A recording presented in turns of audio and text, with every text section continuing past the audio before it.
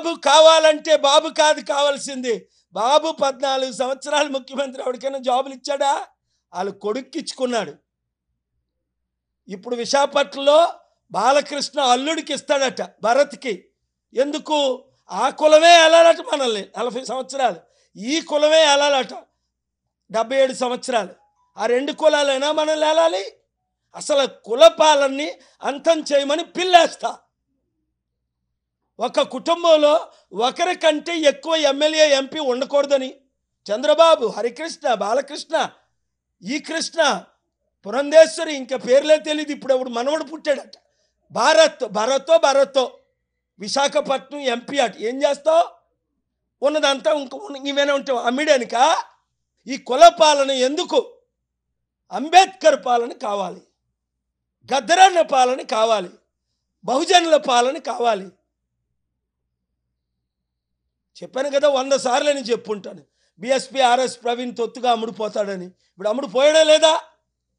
ఏ కేసీఆర్ని 10 సంవత్సరాలు తిట్టాడో, 8 సంవత్సరాలు, అదే కేసీఆర్కి అమ్ముడుపోయాడు. చూసుకోండి మీరు. నేను తప్ప 2008లో పార్టీ పెట్టాను, 2009, 14లో పోటీ చేయలేదు, 2019లో 1 వీక్ 1 మంత్ ఉంది టైము. ఇప్పుడు సీరియస్గా 4 సంవత్సరాల నుంచి మీ మధ్య తిరుగుతున్నాను. గెలిపించుకుంటారా? బాగుపడతారు. ఒకరు 100 మందికి చెప్తారా? బాగుపడతారు. ఎమ్మెల్యే ఎంపీలు క్యాండిడేట్లు, గట్టి క్యాండిడేట్లు అందరూ నిలబడి ఒక నియోజకవర్గంలో 10 మంది ప్రజాశాంతి పార్టీ తరపున పోటీ చేస్తే ఉచిత విద్య, ఉచిత వైద్యం, నిరుద్యోగులకు ఉద్యోగాలు, మీరు రుణమాఫీ, రైతులకు రుణమాఫీ అన్నీ చేసి ఆంధ్రప్రదేశ్ని అమెరికా చేస్తా.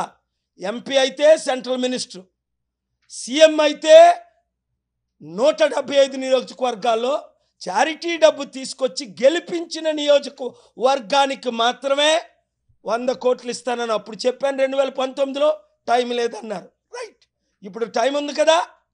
ఇప్పుడు ఎలక్షన్ పోస్ట్పోన్ చేయించాను కదా. ఇప్పుడైనా మన తెలుగు సత్తా చూపించొద్దా?